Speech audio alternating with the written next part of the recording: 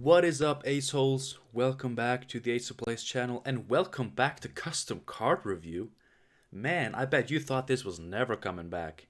Despite all my promises, I don't want to be a man of empty promises, and now, as you can see before you, we are finally doing Custom Card Review again. In these trying times, this season with no balance patch, it's getting hard. It's hard to be a Gwent player, and I get that. I myself am definitely lacking some inspiration and motivation to play Gwent and make Gwent gameplay videos this particular season. I'm very excited for next season. Big balance patch happening apparently. That's going to be great. And Gwent in general is a game I love. I am passionate about it, and I look forward to playing it for ages, hopefully. But sometimes you just want to take a step back, let the game simmer a little bit before you jump back into it full time. And in those periods of time, it's nice to just enjoy some community creations together, right? A lot of people are creating custom cards. There are daily custom card Reddit posts now. It's really great to see. I love the custom card community. And I want to go back to doing my part in giving you a official YouTube platform. If you want to know how to submit custom cards to be, reviewed, but mainly just showcased and talked about in a video, just stick around till the end, and I will go over how you can send me your cards. But now, let us just jump into Custom Card Review 2020. Our first card is Ninja Bastard, submitted by M. Khan. Now this was submitted in August, but I promised I would show Khan's cards. Khan is a friend of the channel, and he's been insisting. So I promised, and I keep my promises. So Ninja Bastard, human agent, 5 strength, 8 provisions. Deploy. Look at the top 3 units in our opponent's deck. I guess it's your opponent's. And then set a unit's power to 1. Now I'm just gonna assume that the unit whose power you can set to 1 is, among the 3 that you look at. That would make sense with the text, although in Gwent terms, people don't always understand these things. So the tooltip would have to be made a bit more specific. But let's talk about the ability, alright? So you look at the top 3 units, and then one of them you can set its power to 1. So it's similar to Shylard, Van Fitzorlen, or whatever his name is. Why does my nose always itch when I'm trying to record? I don't know. It's similar to that. This costs 1 less and has 1 more power. But it has, a potential upside, or downside that makes the higher stats, the better stats, worth it.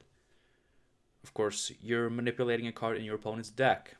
So in round 3, this is garbage. And the same as with Shylard, if they draw the card, they can just mulligan it. If it now sucks that you have 1 power, they can just mulligan it. But the thing about Shylard is, it affects, even if it is round 1 or round 2, it affects the round, because one of the cards in their hand is now garbage, usually. And that affects their pushing power. That affects their power to counter you pushing them. This has pretty much no impact on the current round. And the unit can just be mulliganed if it is too crap at 1 strength. So the ability to me actually is pretty weak. It's cool. It's very Nilfgaardy. And in one of the less oppressive ways, I'd say.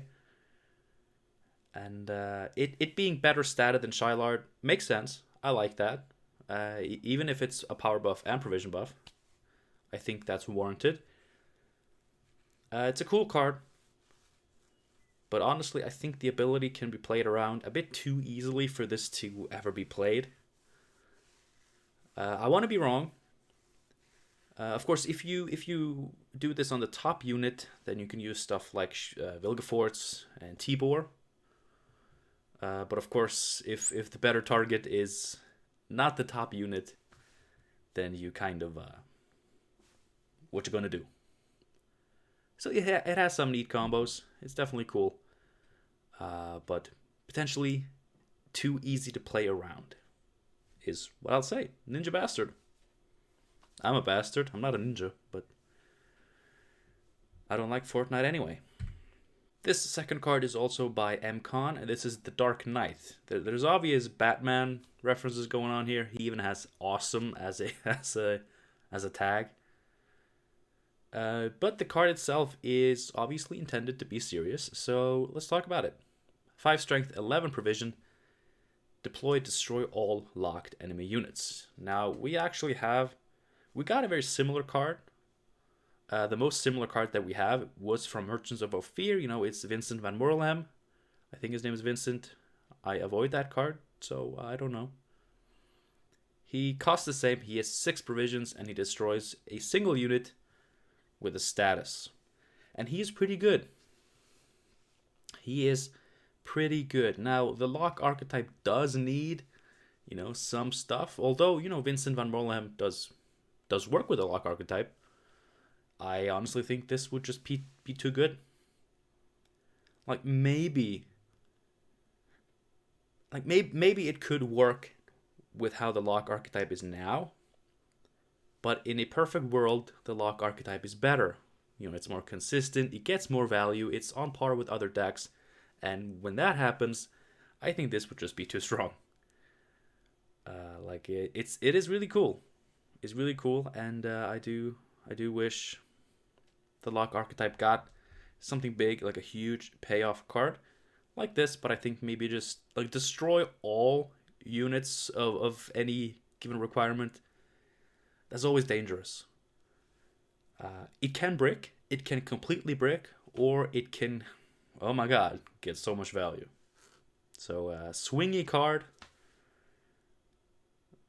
and probably wouldn't work. I'm sorry to say it, but it's a cool design. Now this next card.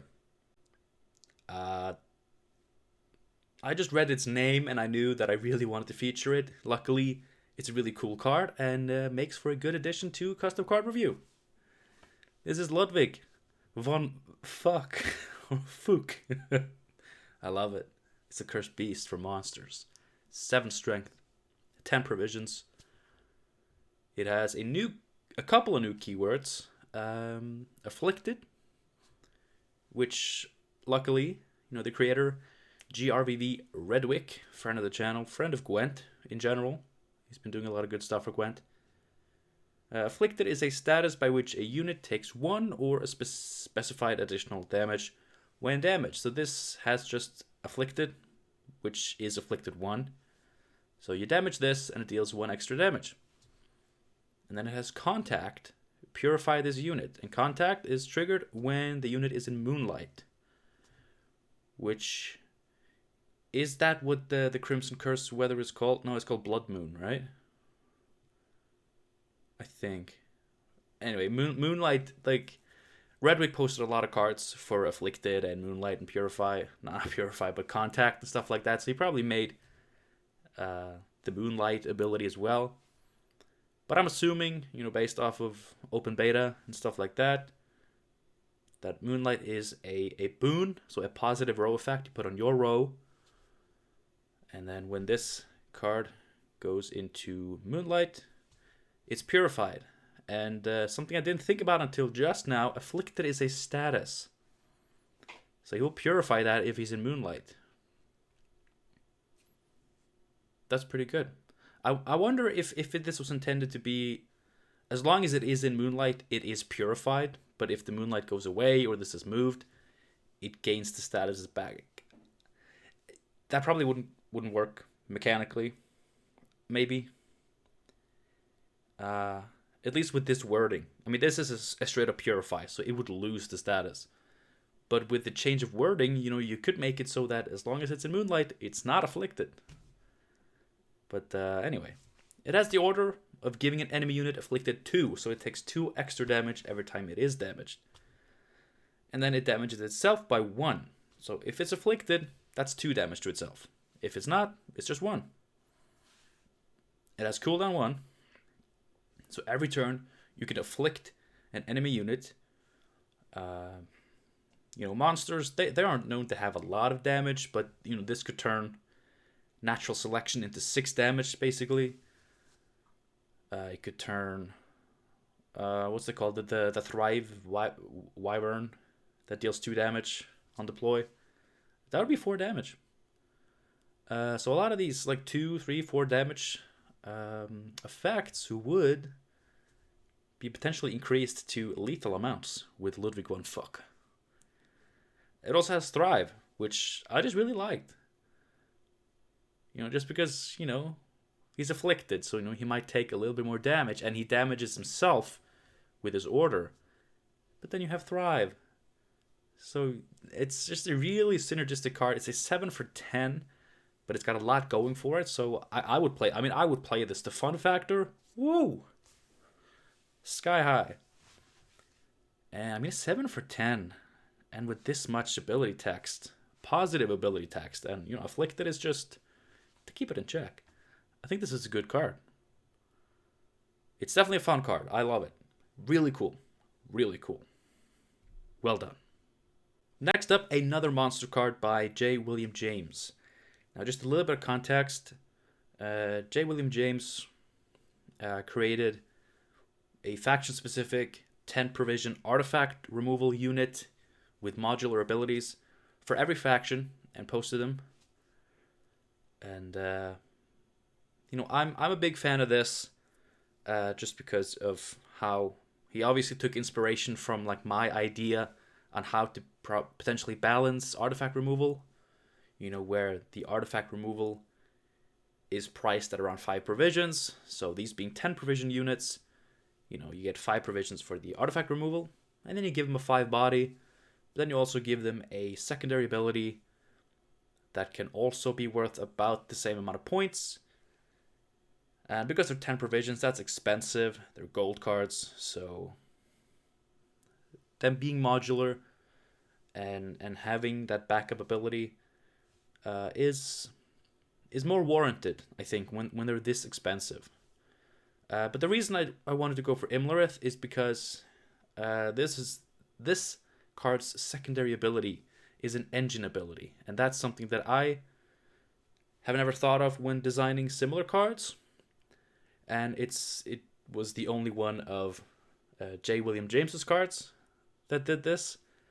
And I think it's actually a really cool idea. So, deploy melee, destroy an artifact. For 5 strength, 10 provisions, I think that's fair. As long as artifacts are balanced around, artifact removal being costed at around 5 provisions for just a pure destroy effect, this is good. But then on a ranged row, and you gotta have dominance as well to trigger this, so, there are requirements. It can be moved, you can lose dominance, it can be killed, locked. A lot of stuff can remove this. At the end of each of your turns, boost stealth by 1 and deal 1 damage to a random enemy unit. So this kind of takes inspiration from the old design where he, Mlaureth dueled the highest enemy unit at the end of every turn, and then you just, he also healed himself a little bit. I think maybe like heal by 2 or something. I don't remember. But this is kind of that. He boosts himself and then he damages an enemy. So it's like, he's fighting somehow. Maybe. But, here's the thing. First of all, that's actually really strong engine ability. But for a 10 provision card, maybe it's warranted. 5 strength, it's pretty easy to remove. Of course, it goes up to 6 immediately after this. So maybe this should actually, I don't know. The thing is, you could also deploy it on melee, and then if monsters get some form of movement, you can move it to ranged, and you can get both abilities. That would be cool. It's a very intricate card. It's got a lot going for it, a lot of potential synergies. Monsters don't really have movement synergy now, but if they get it, this card would be fantastic to go with that. It's artifact removal, and then payoff for movement, and it's an engine, 2-point per turn engine, actually. But, it can be moved back, killed, locked. I don't know. I wanted to say you can start it at 4 strength. That way, I definitely think the ranged ability would be more okay. Because, you know,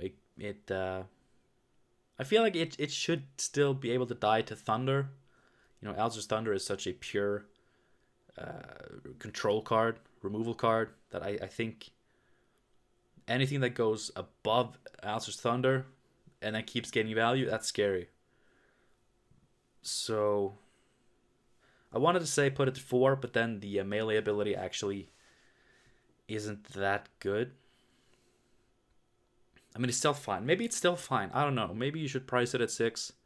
The artifact destruction when you have the modularity. I'm not sure. I just know I love the design of this card. It's got so much going for it, and of course it plays right into, you know, my idea for how to fix artifacts. Not fully fixed, but it's a lot better than what we have now. So I really like this. And I think it's very close, if not, you know, already there, to being pretty balanced. I may be wrong. Let me know in the comments. Like, maybe my perception of balance is way off. But this looks good. Good job. Now this next one. It's a simple card, but it's actually so cool. Like, it feels like a very playable card. It has synergies, pretty important synergies. It's very flavorful, I'd say. Trade Mission. It's a tactic, 4 provision for Nilfgaard, of course. Give an enemy unit bleeding for 3 turns, then give an allied unit vitality for 3 turns. If you control an agent, boost an ally unit by 3 instead. The synergies. Tactics synergy, status synergy, agent synergy, and potentially, you know, a 6 for 4. So Reaper99, who, by the way, submitted this card, I think did a fantastic job. I think this card is so cool. And just that idea of like a trade. Like, you lose 1, I gain 1. You lose 1, I gain 1. It's trading. I mean, it's very, very one-sided, you know, benefit to this trading, but it's so cool. It's so cool. And, you know, just the status synergy. I love the new status cards, the new status archetype that Nilfgaard has. I don't like poison. I think poison is a bit overtuned. But everything else, like, I want them to, you know, have more bleeding cards. You know, with the vampires, I want them to have a Nilfgaardian Knight that gives vitality, because then you're giving a status. Spying, oh, I love that archetype so much. This plays perfectly into it. It's a cool card, it's flavorful. I can play this in 29 card Enslave. It's perfect. It's perfect. I love this card. Awesome job on this card. Chef's kiss, as they say. This next card, also submitted by J. William James, is very simple, and we probably won't be talking about this for long, but why isn't this already in the game? Temple of Freya Guard. It's a 4 for 4 Skellige unit. Boost health by 2 when you play a unit from your graveyard. Now, I would argue that maybe you could make it so that it boosts when you play or summon from the graveyard. Just because of how limited that effect is. Like, it's not like what's a good example? I don't know. Like anything, Thrive, Harmony, like those you can trigger every turn. You know, this, like, first you gotta get something in your graveyard, and then you gotta draw one of the not that many cards that plays a unit from your graveyard. And yes, you have a leader ability that does this, but come on. But still, it's a 4 for 4. You just have to play 1 unit from your graveyard, and this would be worth it. Maybe with summon it would be too good in discard, because skirmishers and Morkvarg, they summon themselves, right? I don't think they play themselves. I think they summon. So this would be really good in that. It's such a simple card. You know, it's very simple, but because it's so simple, why doesn't it already exist? Like, it's cool, and the art is badass. I'd love something like that in Skellige. They have a lot of badass women. I want to make a badass women deck. And I'd love to play this boy. It's a woman. I'm talking about making a woman deck. But I still refer to her as a boy. That's why I'm stupid and you're not. This girl, this beautiful lady, should be in my deck. This next one, it's spicy. Submitted by Vrago. This is Ophelia varville. Vampire, aristocrat, agent, lover, friend, daughter, I think. A 3-strength spying unit for 9 provisions. Deploy, consume adjacent enemy units, and gain their statuses. Now, of course, immediately, all this card does is you give your opponent 3 points. For 9 provisions. But, you know, it's kind of removal. Well, you can just remove anything with this. It's untargeted. You can just remove whatever you want. And you get an extra tick on status gain. You can, of course, like if you consume 2 big boys with this, and then you have like a Leo Bonhart or a Reset, you know, Peter Sarquinleve. Oh my god. Or Vincent van Morleham. And a thing I just thought of, if both the enemy units have poison, she will just kill herself right away, right? Because she gains 2 poisons. I think that this card it's so intricate. You know, it's not just points on the board. Like the card itself is just straight up minus 3 points. But it's the synergies, you know, the play, the sick gamer move that makes this card potentially really, really strong. And, you know, it's fairly easy to play around as well. Like, if this becomes like a meta card and you go against Nilfgaard, just be like, okay, I'm not going to place my big units right next to each other. It's that simple. Really cool. Really cool. Like, oh. It's hard to balance this because, like I said, like just straight up on paper, this is just minus 3 points. But then look at what it can do. Like 9 provisions, minus 3. Like that would warrant like a 11, 12 provision effect. I don't know. I'm not a balance master, but if they could find a good balance for this, I would love to have this card in the game. Ermagerd. Give me this card. Come on. Next card. It's amazing I've gone this far in a review video and not done the next card bit. I'm impressed. J. William James coming in hot with yet another card. No favoritism going on here. I picked a bunch of cards I thought were really cool. J. William James apparently has a knack for designing cards. Don't get me wrong. Pretty much all the cards submitted are good. Like cool designs. You know, like when people make custom cards, they put their heart and soul into it. And they make fun stuff. But for this one, you know, J. William James just really stood out to me. So I wanted to give credit where credit is due. Deathmold. So this is a rework. 4 strength, 8 provisions. Formation, one of my favorite keywords. Order, purify a unit. An ability that Northern Realms really needs. An offensive purify. Inspired, one of my other favorite keywords. Also deal 2 damage for each status removed. Refresh this ability each time you play a spell. This is cool. So let's compare this to Gremist, right? Because of the refreshing purify. You know, Gremist is the only card currently that it does this. Gremist is a 6 for 7. This is a 4 for 8. It has formation, but Gremist has zeal.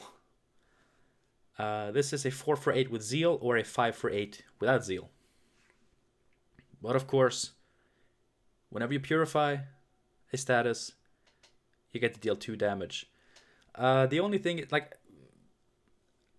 that deal 2 damage ability needs to be worded differently, because right now it's not clear how it works. Do you damage the unit you purify, in which case don't purify your own units? Is it just 2 random damage to an enemy, so you can purify whatever you want, but the damage is not targeted? Or is it purify whatever you want, and then damage an enemy for each status removed, which would be potentially really, really strong? I don't know. Who knows? Refresh when you play a spell. This would open up like a spells and mages archetype in Northern Realms. So Northern Realms used to be more spell focused. Their faction tutored spells, and now it's warfare. I kind of wish they got a spell archetype, back. They have a lot of mages, so why not? And that would make this card potentially really, really strong. And continuous purify, adding potentially some damage on top of that, could be very good. It could be very nice. It's a cool card. I'm not sure how strong it would be, but of course, again, that inspired ability dealing 2 damage has to be worded better, just for clarity, because I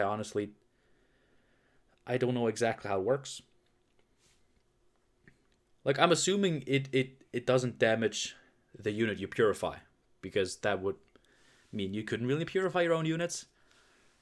But, J. William James, if you're watching this, can we get a clarification on Deathmold down below?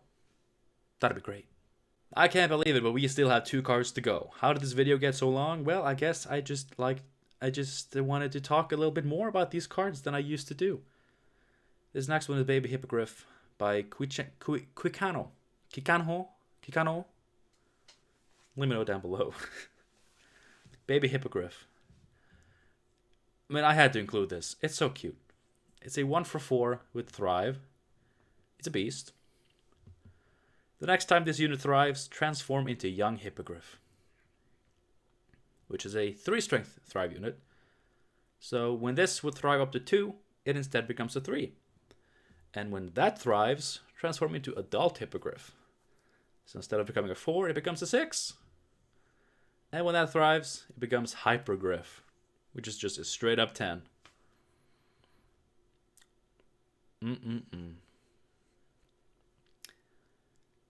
Honestly, here's my take. First of all, really, really fun design. Like a baby hippogriff, like growing up. Thriving is like you thrive. You grow. You become bigger, become stronger. So this baby hippogriff just growing into this insane dude. That's very cool.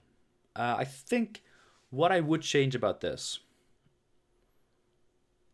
is I don't think this should be a 4 provision card. Like, I know it's vulnerable to removal, and it's going to take a lot of turns to actually get it to become the Hypergriff. But I don't think this should be available on a 4 provision card, so I'd make it more expensive, but then also make it, like, give it armor or something. Make it more resilient. Honestly, I mean, you could give the baby immune, and then when it transforms into young Hippogriff, it just loses immune. So, you're basically playing... You're guaranteed the 3 strength unit. But you do have to thrive it and take an extra turn to do so, maybe? I don't know. I would love to see designs like this in the game, but of course... I think this is just too vulnerable at first, and also too cheap for what it can become. So honestly, make it a bit more expensive, but also protect it more. I think that would make it pretty good. But I mean, look at that adorable baby hippogriff. It's so cute. And look at the hypergriff. It's so big. It's so hyper. I love this. I'd love a card like this. I really, really would. Great design, Kikano. I love you. And I love your card. And I will love your name once I learn how to pronounce it. I promise. Okay. We're going to end this off with probably the biggest card of the video. Biggi de Lune. This is a character that a lot of people have made custom cards for. This one is Master Fallen's take on the card. 3 strength, 11 provisions, 4 armor. Deploy Bloodthirst 3. Transform all armor of this unit into a boost and gain Zeal. Order, duel an enemy unit. So yeah, you either get a 3 strength, 4 armor duel on order, or you get a 7 strength duel with Zeal. 7 strength duel, that's very big, but this does cost 11 provisions. And Bloodthirst 3, you know, it's that's a cost. That's a requirement. That is definitely a requirement. And then Deathblow, damage units adjacent to it by 1. I don't know if that's necessary.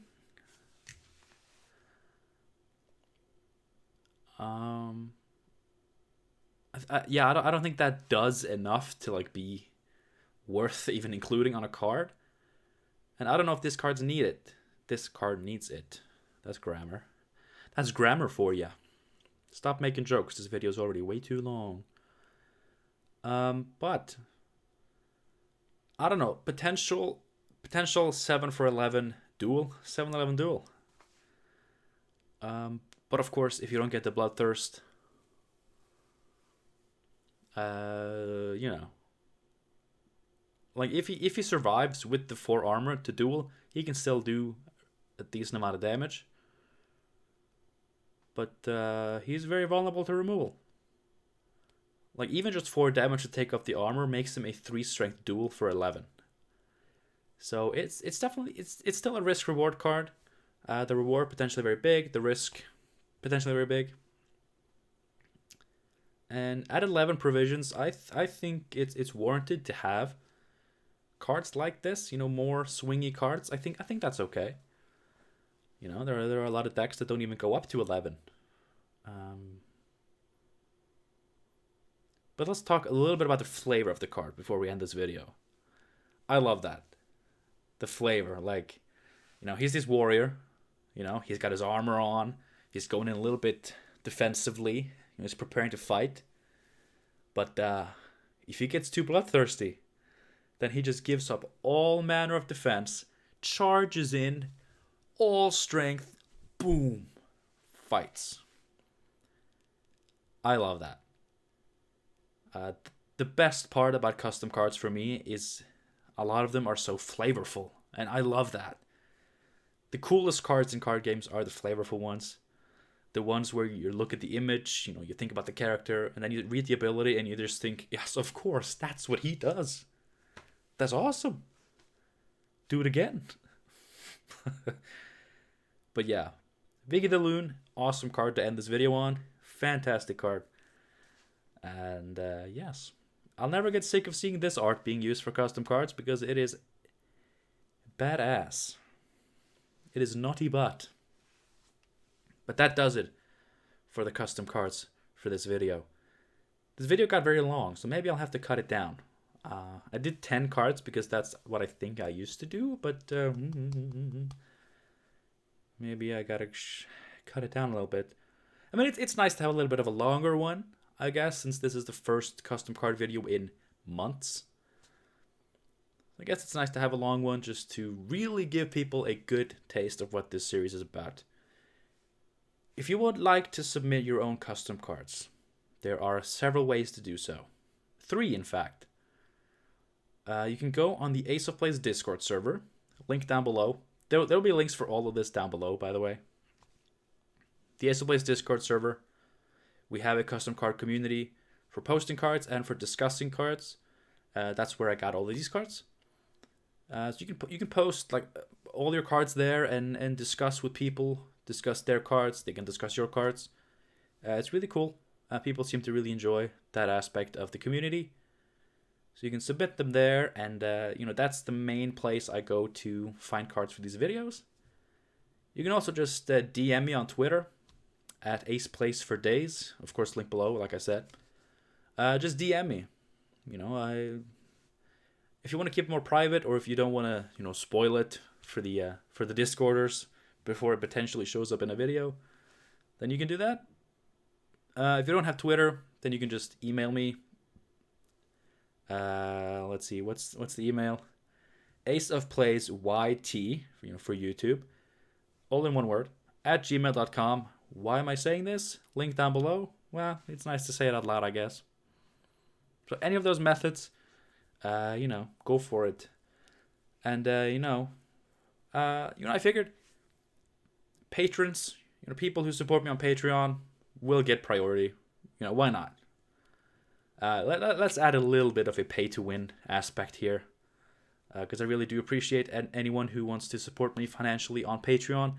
I'm super grateful to those who do, and I want to give them as many perks as I can, honestly, because it's just so amazing that people want to do that for me, so I want to do as much as I can for them. So, patrons, you get a priority, and non-patrons, if you want priority, link down below, patreon.com/aceofplays. Enough selling out. Thank you for watching this video. I hope you enjoyed it. I had a great time. I have missed this. Why haven't I done this sooner? I have no idea. I love this. I love seeing your cards. I love talking about your cards, discussing them. It's a great experience. Join in down below. Join in the discussion. Which cards did you like? Do you have any suggestions on how to make some of these cards better? Maybe? I don't know. Discuss. I'll do my best to join in any discussions that I can. Thanks again for watching. Have a good one, guys. Keep making amazing custom cards, and I'll see you soon. Bye.